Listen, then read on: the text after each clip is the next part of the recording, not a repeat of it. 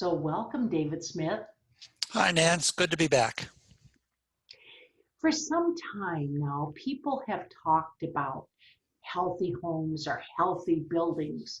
So why do you call this initiative healthy, secure housing? From the time I was a little kid, I grew up, I suspect most of the people listening to this or watching this grew up with the idea that, of course, your home is healthy. You don't think twice about it. Then our little virus friend showed up, and we suddenly discovered that places that we thought were healthy could make us sick. Churches could, bridge clubs could, shopping malls could, grocery stores could, all kinds of places that they were healthy. We didn't think about it much. It's the great triumph of public health in the 20th century is that we eradicated most of the kinds of diseases that otherwise made cities a very sick place to be. And the epiphany I had few days after Massachusetts went into lockdown was, holy mackerel, all of a sudden we're all frightened that this virus can get anywhere. And once you perceive something as insecure, that's something you can't unperceive. I took for granted my housing was secure. I can't take that for granted anymore. Oh my God, my housing is insecure. There's only really one way out of that. Something has to change about your built environment and your awareness of your built environment to make it secure. Beyond that, if you think about it a little further, security is actually about three things. Security in the home or security in human encounters. First of all, it's reality. In reality, if I had infinite knowledge, am I safe and secure? Second is, do I think I'm safe? Because the perception of insecurity will drive people to do all kinds of foolish things. And conversely, do other people think they are safe? If you've tried to host a socially distanced dinner party lately, or gone to someone else's dinner party, or someone's cookout, or a potluck supper, all these practical things that we took for granted are secure, you've had to become intentional about that, and you've had to convey to your guests, or the host has had to convey to you, here's how we're going to do this thing so it will be secure. So I stuck the word secure in there because it isn't enough to say that our buildings are healthy or not healthy. This is not my book. This is by Joe Allen and John Macumber of Harvard. Highly recommended. It's not enough for things to be healthy. We have to perceive that they are healthy, and other people have to perceive that they are healthy, and then we have to be secure in making them continue to be healthy over time. How has the pandemic changed our real thinking about healthcare and housing and expanded it to a bigger arena? And who lives in health secure housing now? Well, I'll start with that one. Almost nobody does, because we don't know that our housing is secure. We think it is, but we don't really know that. The only way we really know that our housing is secure is if nobody else comes in. Why are universities allowing students to come back to campus only if they can't have roommates, only if they isolate? That's kind of an admission that the housing is insecure. The only way to be safe is to be just by yourself, which is kind of odd. The other part about it, everything old is new again, or everything new is old again. 100 years ago, a hospital was a dangerous place. You went to hospital, you picked up stuff. Last 40, 50 years, we've had revolutions in medical care. We've greatly reduced the risk of retransmission, picking up sepsis, picking up something else in a hospital environment. And 6 months ago, most people would have thought of a hospital as a place you went to get well, and that was a clean and secure environment. Well, now, hospitals are seen as dangerous. People are avoiding going to hospitals. People are avoiding going to restaurants. They're avoiding going to hotels. You don't want to stay in a hotel anymore. Not everybody, but a lot of people. The pandemic has changed our view of every residential environment, every place you sleep. If you don't know who was there before, who will be there when you are there, what's been cleaned, any place that you might sleep, you now think of as insecure unless you affirmatively conclude that it is secured. And the reason I'm saying it in this extreme way is not only is this emotionally deeply unsettling, from a societal standpoint, it is intolerable. We're coping with it for the time being, but we're not going to cope with it forever. Therefore, we have to find ways to make housing anywhere you sleep health secure, period. Now, you've described 5 elements of making housing health secure. So, what are they? What do they entail? And why these 5 things? Well, I invented the term health secure housing to be aspirational, both a physical situation and a state of mind. And I gradually refined the tagline, once you're home, you're safe, also to be aspirational. So you say, all right, if I'm living in health insecure housing now, which I am, what will make it secure? Well, there's 4 plus 1, 4 fingers and the opposable thumb, easy to remember. 1, medical. Simplest example is hand sanitizer. Hand sanitizer, disinfecting wipes. There's a whole bunch of things that are medical additions to the living environment that we might or might not have used before, okay? 2, physical. You manage ingress, egress, airflow, and the flow of people or the contact of people to other people within the context of the built environment. I'm an apartment guy, a multifamily dwelling guy, and even if your home is secure, if you live in a condo, in a high rise, with a front door and a lobby and a door person or an elevator, then each of those intermediate environments between your unit's front door and the building's front door could potentially be insecure. So we have to think about that physical configuration. Third one is operational. Once upon a time, no one thought twice about the UPS guy coming into our office building and delivering packages to us. Nobody thought twice about how we went and grocery shopped. All of those are behavioral phenomena that have become potentially health insecure. Put that in a residential environment. How do residents relate to other residents? How do residents relate to their guests? How do employees relate to the residents or to other contractors who come on the property? All of those are operational encounters that offer the opportunity to somebody to get infected or somebody to transmit. So that's the third one. Fourth one is informational. Indoor air quality monitors, checking your temperature, contact tracing, anything that your phone can tell you about your environment or about other people you come in contact with is informational. And the information part is twofold. First of all, it's what can I learn about other people and what do they learn about me? I'm particularly fond of this because in India, I believe this is still the case, the fastest adopted app in human history. It's called Arogya Setu. I probably mispronounced it. It is a free app you put on your phone that is GPS enabled and tells you when you come within 2 meters of someone who tested COVID positive. It's been downloaded 150 million times in the last 5 months. Employers have, many of them, mandated that if you want to work in an office that faces the public a lot, you must download the app. So that's information. It's extremely powerful. And it similarly, if we start having remote temperature sensing, beam something off your forehead and tell what your temperature is. Anything that is big data related and that your phone can tell you, it can tell somebody else.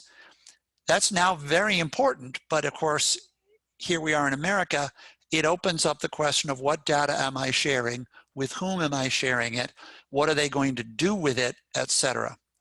So those are the 4 things that affect the built environment. Imagine, Nan, if that in your home now, you had IAQ everywhere that told you the particles in the air. You had flow control, so you understood how much the air in your house was being replenished, the frequency with which it was being replenished. It had hand sanitizer everywhere and or some means of identifying a spot that needed to be disinfected. And you had a front door that had a mudroom concept where anybody who walked in went through a set of protocols so that by the time they went from the outside to the inside, they got scrubbed. I saw one in Chile. There was an open air farmer's market with a big archway that when you walk through it, sprays you with a disinfectant. Kills 99% of bugs, it's so labeled, okay? That's a physical change.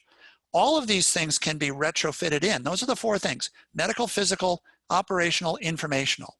And the fifth one, the opposable thumb, economics and finance. All of what I just described is going to cost money. Some of it will be capital, some of it will be operational. It's got to get paid for somewhere. In public health contexts, if you make people pay for their own, you get a very widely distributed uptake of the technology. So once something becomes kind of like a utility, particularly in the public health realm, it's in everybody's interest to clean it up. So if you want government to help you, turn a problem into something that government can solve with the two tools at their disposal: laws and money. Tell them what laws to change, what waivers to grant, what mandates to require, what mandates to take away, and how much money, either capital or subsidy-wise, it will take to make this happen. Then you give them a problem they can solve, and they will change the rules.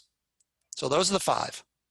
And that's the other reason I like this. I think this app is instructive. Americans hearing about all that say, my God, privacy considerations, Facebook, Amazon, the NSA, who knows who's going to be using all of that data? Okay, well, there's that issue. But the related issue is, if that app could save your life, would you give up that data? If that app enabled you to go eat in restaurants and not worry about sitting next to other people unless the app peeped, would you do it? You see, pandemics, to shift for a second, have the effect of changing the equilibrium among the things we value and the things we care about. And we redefine what we care about, often by adopting a technology that we had heretofore regarded as questionable or unproven. Well, I'm definitely going to try that. I mean, it would give everybody so much more freedom than they currently have. Right. Why aren't Facebook, Amazon, Google, Microsoft proposing something like that? Probably because everybody would be paranoid about it. So then the question arises, how do those billionaire companies regain the public trust? How do they curate the data? How do they use the data? Well, to tell you the truth, I would be more willing to do that than even have a vaccine that I don't know has been tested properly. So this is great. Right. What we're talking about right now is what happens between a dramatic disruption and coping with the dramatic disruption, and then adapting to a set of new normal procedures that we internalize. The discussion we just had is not dissimilar from the dynamics after 9/11, and how we rethought building front door security and airport security and what we were willing to have get scanned and otherwise.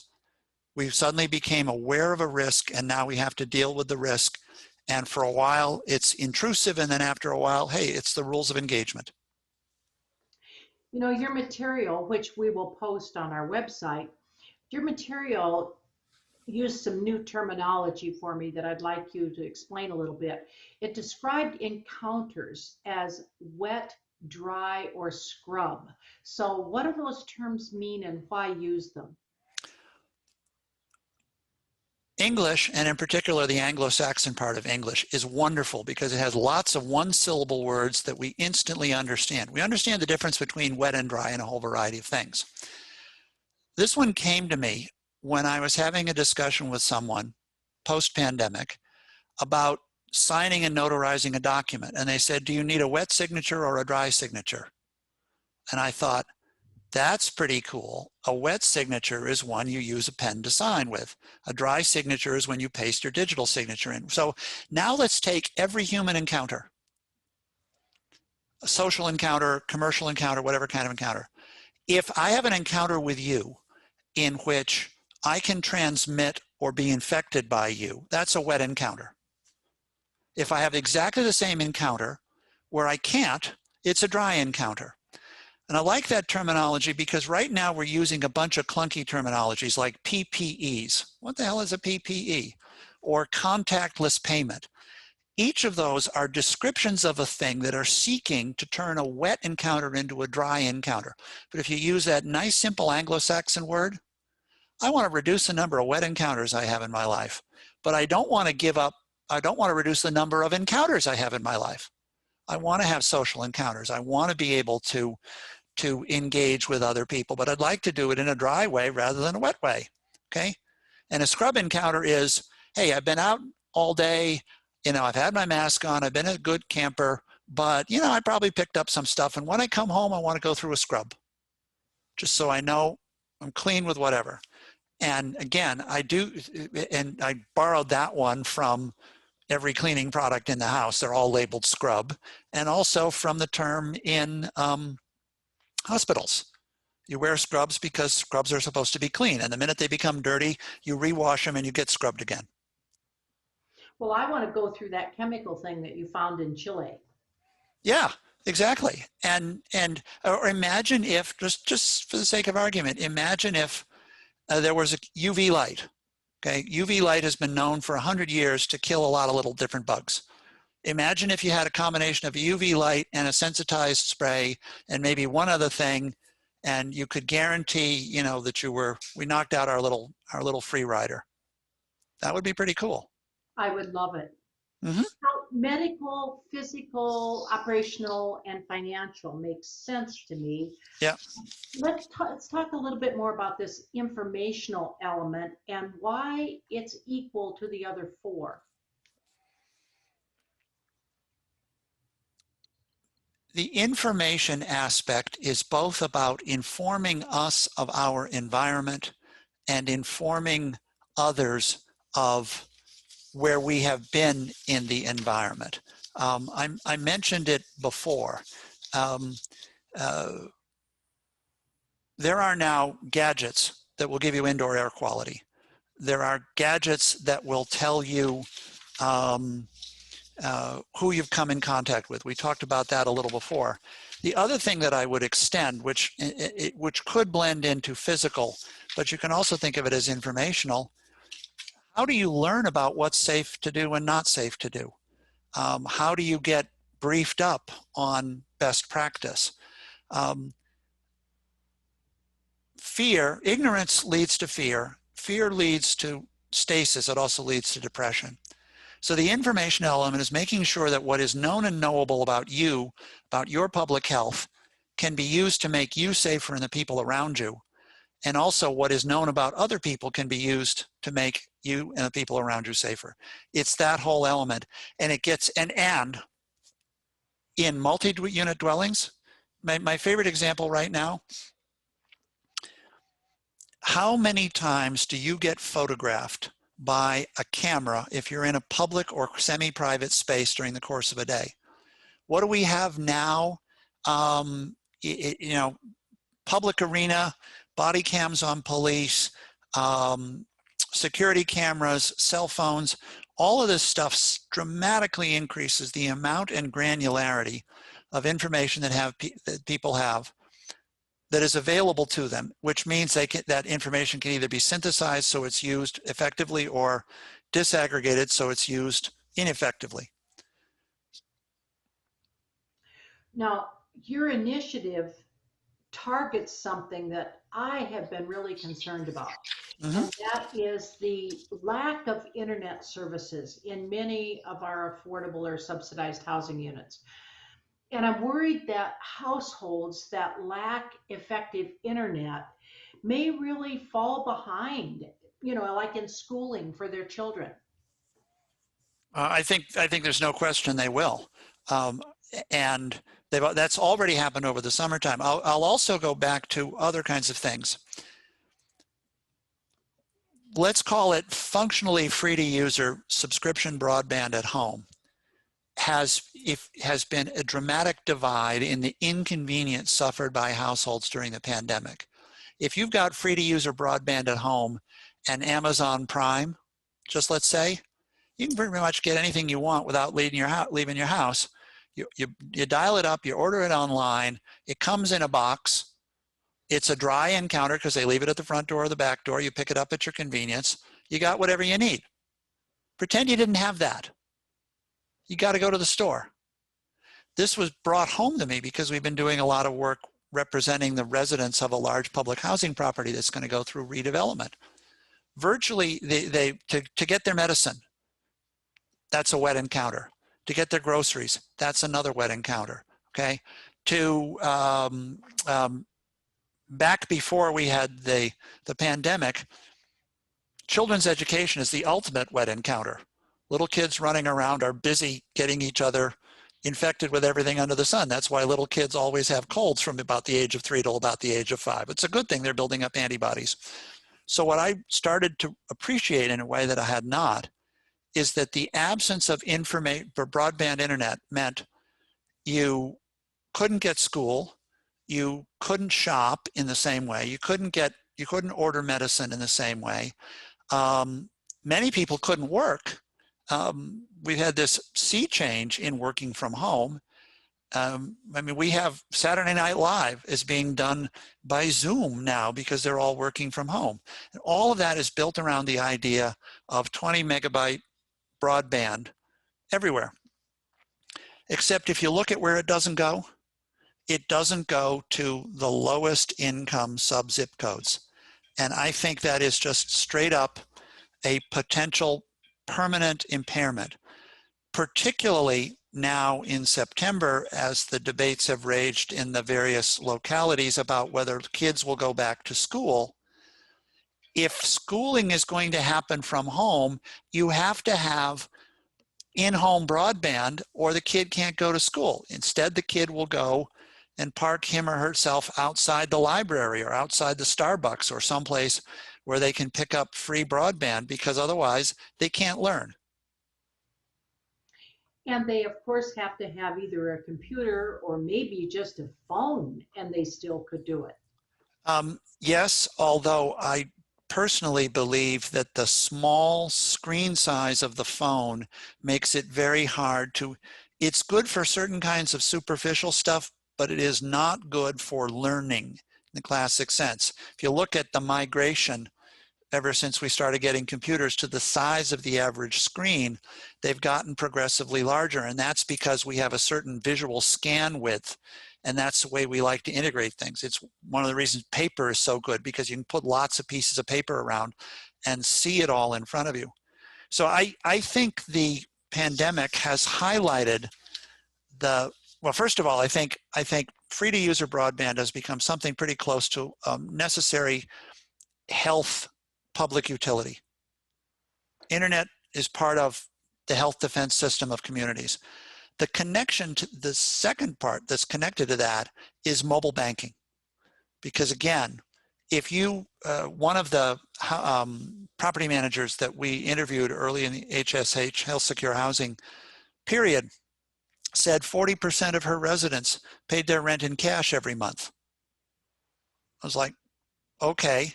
So now let's think about how that has to work. You have to get the cash. That's a wet encounter. You have to take the cash to the manager. That's a wet encounter. And both of those are cumbersome wet encounters, and you don't build a credit history. So the free to use, the functionally free to user subscription style broadband and connecting that to mobile banking, which you can do on your phone without being on an iPad. Those two things dramatically, the absence of those things represents exclusion from the information economy and the dry economy as opposed to the wet economy. And the wet economy is the part that's dangerous for people and dangerous for communities. Notice how just using simple words like wet and dry, you get the concept. Whereas if I had to, crank my way around contactless, et cetera, the idea would be lost. That really makes a lot of sense. You've used the tagline, once you're home, you're safe. But for almost everybody, we go out and we live in a neighborhood and we interact with people, especially in cities. So, how do these concepts work if we look beyond the front door to the neighborhood or the city level? Every time I turn around, health secure housing becomes a bigger concept. I started out with the idea that if you're living in the same building with other people, the tagline I used, everyone you live with is part of your health family because they can make you sick, you can make them sick. The flip side of that is if they're part of your health family, you want them to be well and they want you to be well. And while there's a self-interested aspect of that, there's also an aspect of small c charity. We need to be more aware of each other, the people we are in close physical proximity to. I think at the community level, this is where you go back potentially to the idea of contact tracing or something like that. But I really think you are seeing, well, I think people are shortening their commutes. I think people are more aware of managing community interaction in safe spaces. Again, let's go back to our dinner party example. People do those outside now. There's a greater emphasis on parks and public space that's adjacent to the private space because fresh air and sunshine turn out to be good for people, not just psychologically, but also physically.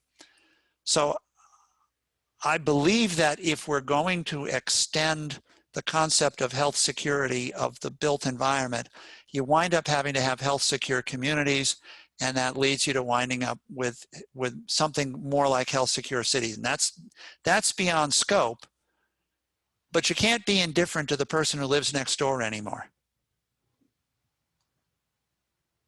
Now, you mentioned contact tracing, and I think you and I talked about that in a previous video that we did, but Mhm. talk a little bit about that. We really haven't gone into that much in this country, but if I remember right, it's what, Australia that has really done this, or Canada?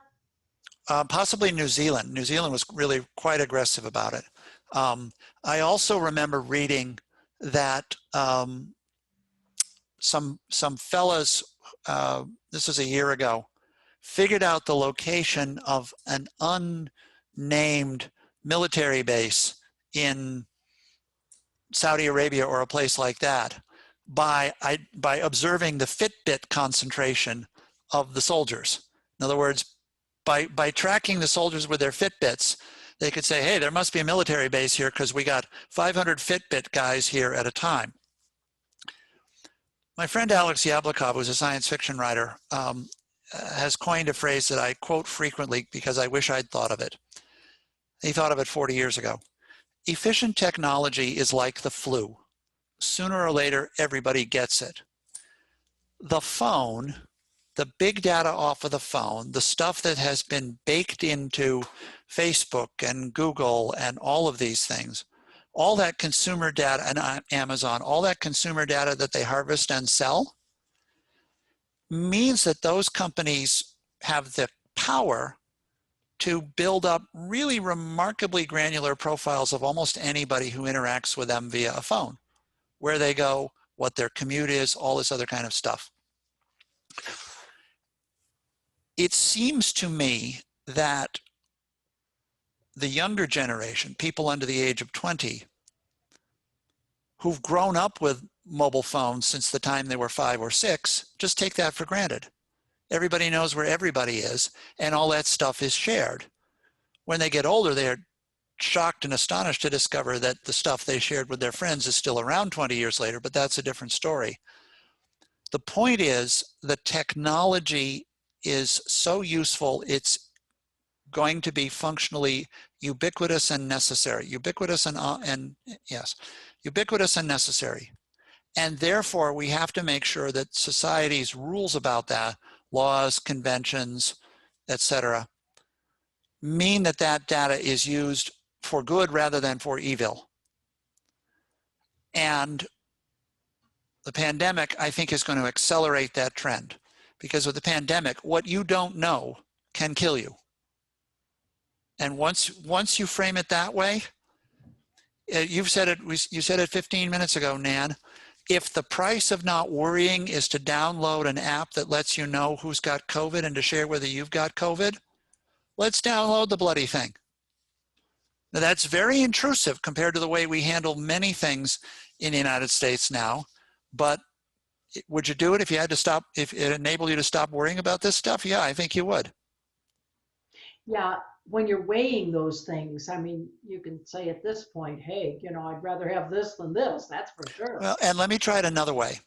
Imagine that we had contact tracing data that had your mom or dad and your kids on it, and it was via a private network, so that you all opted into each other on a hosted platform. But let's just say we believe in strong protocols, and there would be strong protocols where only a limited number of things escape the network. Then you would have the ability to know how your aged mom or dad was doing at any moment in time, and could intervene or intercede informationally without having to leave, because you'd get a ping, okay? That would be a personalized Alexa or a personalized Siri. If people will surrender data to people that they know and trust and believe will protect them. And so the brand what people mostly trust first is family. That's why I use the word family a lot in this whole discussion. So I think this stuff is just plain coming. And I think we need to be in front of it rather than behind it. If I'm understanding this right, and this is something that I have been concerned about, a lot of property is going to have to be rethought and possibly repurposed. Yes. And that would, I think, maybe include enclosed shopping malls. Now, they've been hammered a lot lately, I know that. But how might they be repurposed into a health secure environment? In the most recent issue of Tax Credit Advisor, which has been published just about now, there's a long article on the repurposing, architects imagining the repurposing of a big mall in Portland, Oregon. It's a huge enclosed mall. It's 50 years old. It's about 3x9 blocks. It's a big mall, and we have a number of those. And it's completely enclosed for a set of reasons it seemed like a good idea at the time.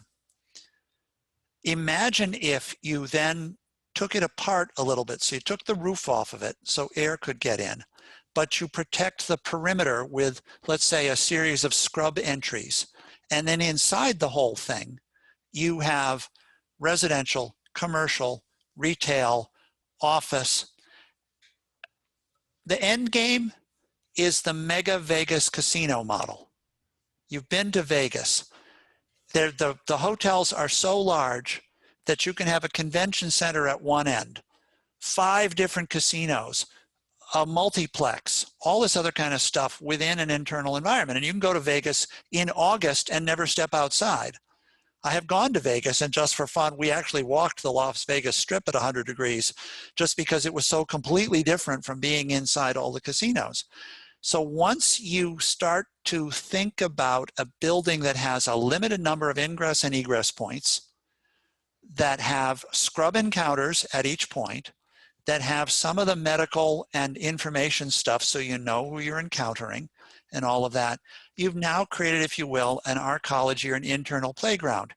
If you then hollow out the big box store so that it becomes an open air atrium with plants and grass and socialization opportunities, then you've created something that will bring people back into that environment for a whole lot of socialized experiential encounters, rather than the original shopping model, which is I had to go to the store because the stuff was there.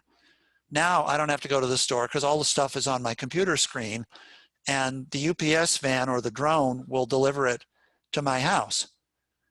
So I'm anticipating that mono-use places like big old shopping malls are going to turn into multi-use places where you could be inside it much more and not feel deprived because you had essentially got a community inside a set of front doors.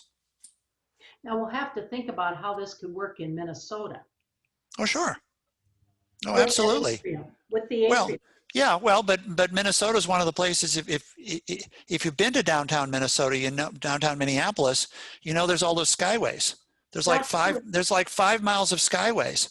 So just treat all of the. Imagine that every one of those skyways had a scrub and counter, right? And had mudrooms at one end or the other. Then you could move around through all of them in the wintertime. A lot of this stuff actually got invented by the science fiction writers 50 and 60 years ago. I've written science fiction as well, and it's relatively easy to reimagine all that stuff in this context. Yeah, I have to go back and read some of those. Now it's becoming real. Yeah, it's absolutely. We're living in a science fiction world. A fellow named William Gibson coined another great line, which I wish I could have stolen. Um, the future is here already. It's just not evenly distributed. And to bring that back to the internet part, Nan, the internet future is here, but it's not equally well distributed. And the people who lose out on it are the poor people. People have been excluded economically, socially, spatially, or otherwise.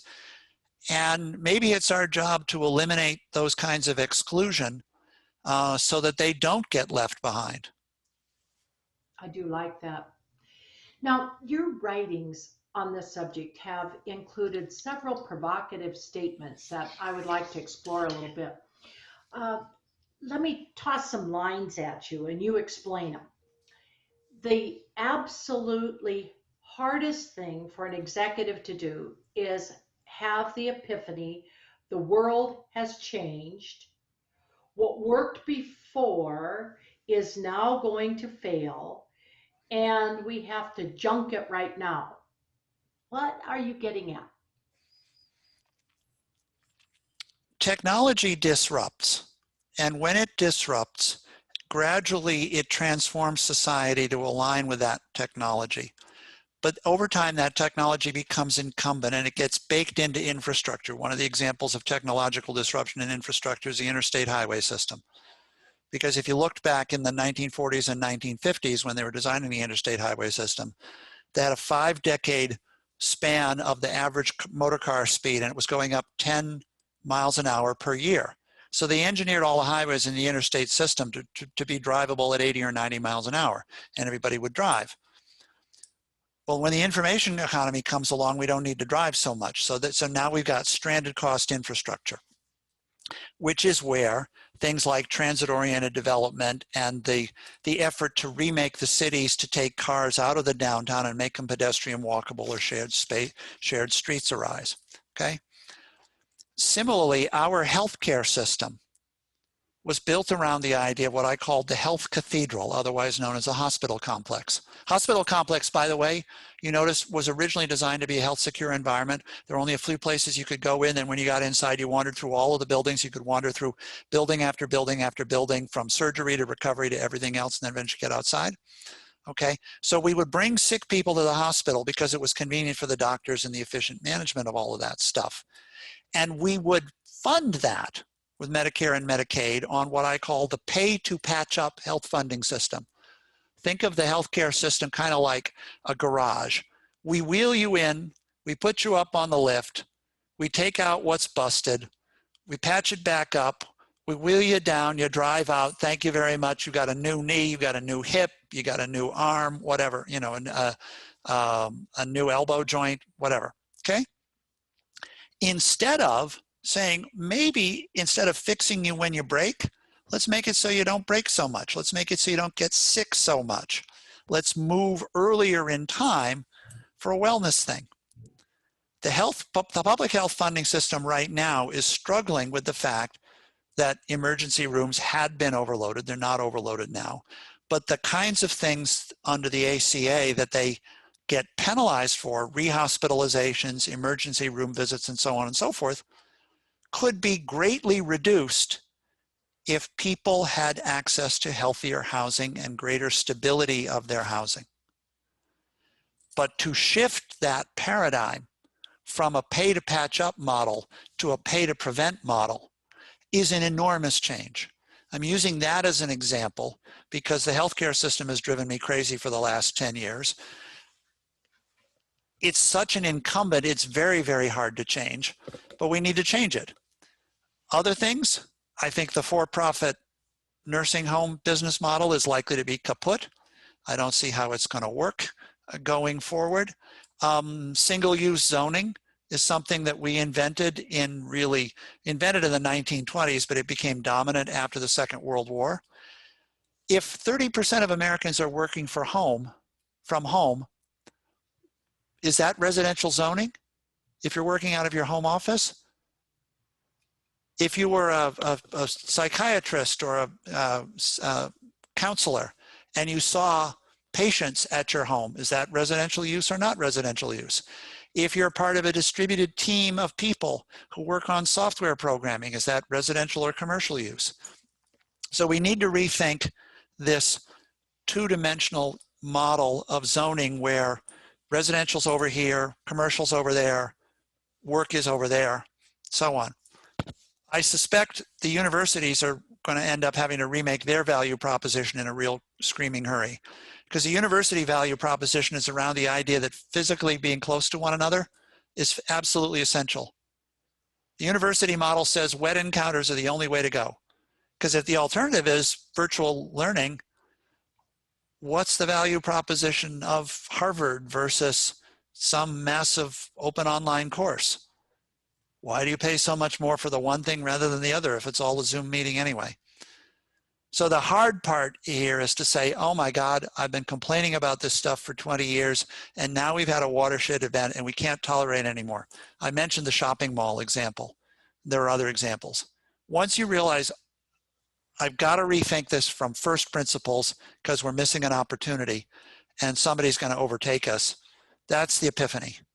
And it's hard because there's all these other things that, to quote Michael Corleone, every time I think I'm out, they pull me back in. You know, we'll be drawn back into the old think unless we change a whole bunch of things all at once. Well, I think what's really exciting is that if I could get tune-ups, maybe I really could make 100 years old. If we found ways to reduce illness, random injury, and inflammation, you could potentially live a lot longer. Yep. Interesting. Here's another one for you. If the incoming CEO isn't 2 decades younger than the outgoing one, the organization risks what you call short horizoning its own future. How? Well, there's technology you grew up with versus technology you adopted in adulthood. I will take as a first example I will take is how we in affordable housing do leasing and renting and customer choice. Right? Our leasing model is you come to the property, we show you what vacancies are, you walk off and look at a vacancy, you come back, you sign a paper lease. Why do we do it that way? Why don't you do it that every apartment has a little video tour? For that matter, you could even do it with a little drone video tour. In other words, you could have the resident manager walking around to the property with a drone handy or a cell phone camera handy and give you a virtual tour of the property. I've previously talked about the different relationship between ubiquity of data and sharing that people who grew up with mobile telephony and video telephony are going to use. I also think I like the tax credit. Tax credit's a good program. Do you realize, Nan, the tax credit has been around for 34 years? And it's still the dominant program, and we don't have any other kinds of resources for workforce housing, employer-assisted housing, health secure retrofit housing, a whole series of things that don't fit inside the LIHTC box. You want to bring in people who are who have the same inventiveness that we all had when we were back 30 years ago, and who are applying it to problems that they don't know can't be solved because they look pretty solvable and pretty urgent now. And I have seen too many organizations with a visionary CEO who was there for a long time, and that visionary CEO retires, and the board says, what we want is continuity. And I tend to think, I'm not sure you want continuity. You want somebody who looks at the edifice that has been built by the visionary CEO and says, that's not the ceiling of what we're going to do. That's the floor of the new things we're going to do with this platform. Let's transfer that to affordable housing.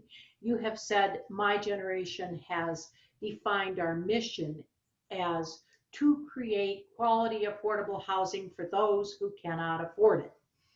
And I think that's what you were talking about when you talked about workforce housing and employer assisted housing and things like that. And now a new generation than us asks, with a skeptical tone probably, is that all? Yeah. Well, what should there be beyond that? Does housing help you improve your life? Yes. Does it help improve the lives of everybody who lives in affordable housing? Or do we have 2- and 3-generation public housing and affordable housing families? Have we, for whatever set of reasons, and I'm not interested in blaming anybody for past decisions, have we created a system where you live okay, but you're trapped in poverty? You don't have, there are other barriers to equality of opportunity.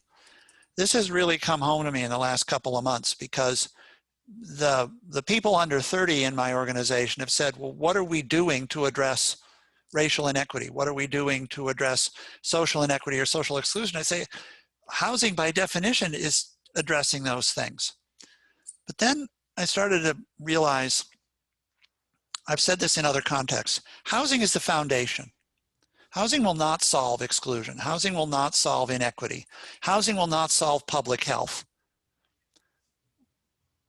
But unless housing enables an improved means of tackling those things, housing isn't doing as much as it should.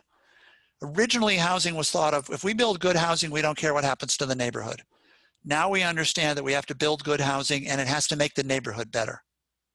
Well, maybe part of making the neighborhood better and making the community better, going back to your broadband thing or mobile banking or schooling things, maybe housing also has to be the center of reducing exclusion and reducing inequity and giving people a springboard to a better life for themselves or for their kids.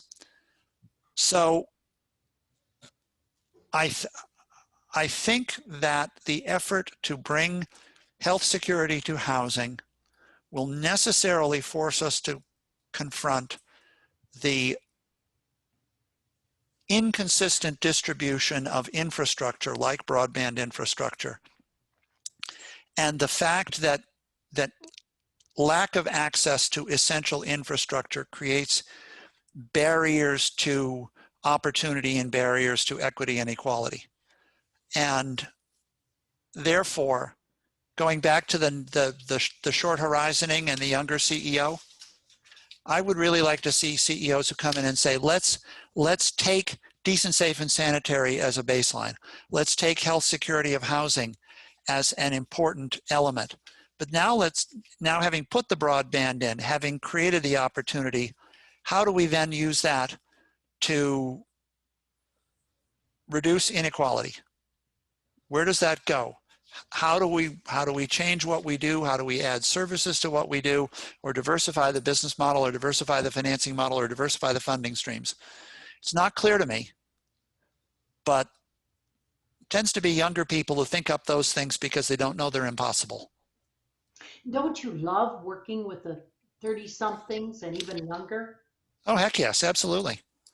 I mean, Yeah. look, I'm an 8-year-old boy with wrinkles and gray hair. So yes, I love, and I love the opportunity to have social contact across the generations. What I mean by that is stuff they learned in history class, I remember, and there are things about experience that you can relay to people who, if they trust you, they will hear in a way than if they don't trust you. So yes, I'm working with young people, as I call them from my advanced age. Absolutely. Keeps me young and keeps me thinking, and it's just a lot of fun. Absolutely. And maybe, when you're talking about CEOs being younger, maybe what we should really look for in, I know not this presidential election, but maybe the next one, is a much younger person than what we currently have now. If we're really going to do this massive implementation of a lot of new things and new way of thinking, maybe it would be a lot better to have a younger person on board. It might be. Politics is gerontological for a whole variety of reasons. The whole seniority system says the longer you've been there, the more power you get.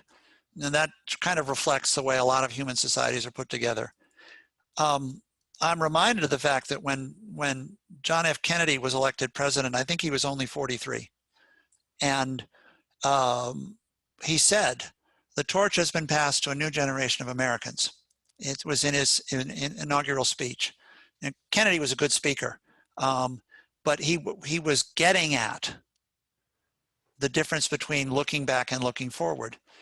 Clinton, in his way, was a generational shift because he ran against Bob Dole. Bob Dole was I think, a tremendous individual who'd fought in World War II, and Clinton was a Vietnam era guy.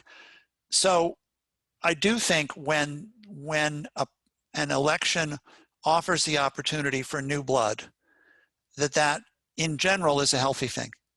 We can debate the merits of any individual candidate at any point in time, but yes, I think you want to always be bringing new ideas into the political realm.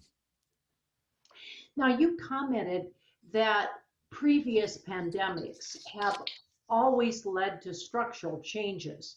So how do those experiences apply to the current one, and do they give us grounds for being hopeful? Well, the short answer is yes, because our urban society has not really internalized and taken advantage of the ubiquity of broadband. I know I've said this a number of times here.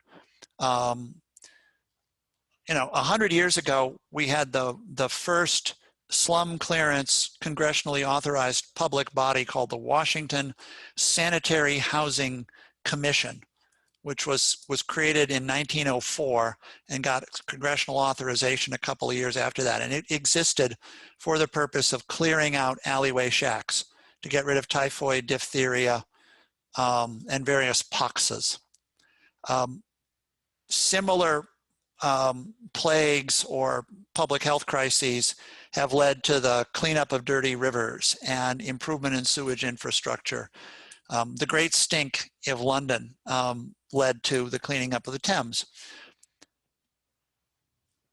If we're going to have high density urban environments, they have to be health secure. And people like Bill Gates had been warning about pandemics and high density for a long time. And this is the first one that's really been a stinger. I do think that this will lead to modern health infrastructure, which will make cities and people's lifespans a lot safer than it was before. I also think infrastructure, I think it's Ed Glazer who pointed this out. He's a guy, economics professor at Harvard, wrote a book called The Triumph of the City, that large scale infrastructure is always a big public works expenditure because it's important to get the infrastructure everywhere. And if we believe that health is essential to the future of America, then whatever the health infrastructure is going to be is going to have to involve a national mandate and some amount of national infrastructure reinvestment. The reason I think this is grounds to being hopeful is because for all that we complain about it, we live in the healthiest time in human history. We live in the most connected time in human history, the time with the most opportunity, most access to information. The amount of information we have available literally at our fingertips would have astonished anybody 50, 60 years ago. Yeah, we're a tough species and Americans are pretty darn entrepreneurial. So yes, I'm hopeful because I think right now we're really pretty scared, and that's sometimes what it takes to get the courage to make big change. Well, David, I love talking with you. You know, you have so many ideas. They call you the guru, and I agree. That's exactly, you know, you're a forward thinker person. We need lots of people like you. Let's get back together again in maybe 6 months, and by that time, maybe more things will have evolved that we can talk about. Oh, yes, I suspect we'll be fully in the implementation stage of this on pilot properties or more. Happy to do it, Nan. So thank you so much. We appreciate your joining us. Oh, you're welcome. Thank you. Bye-bye.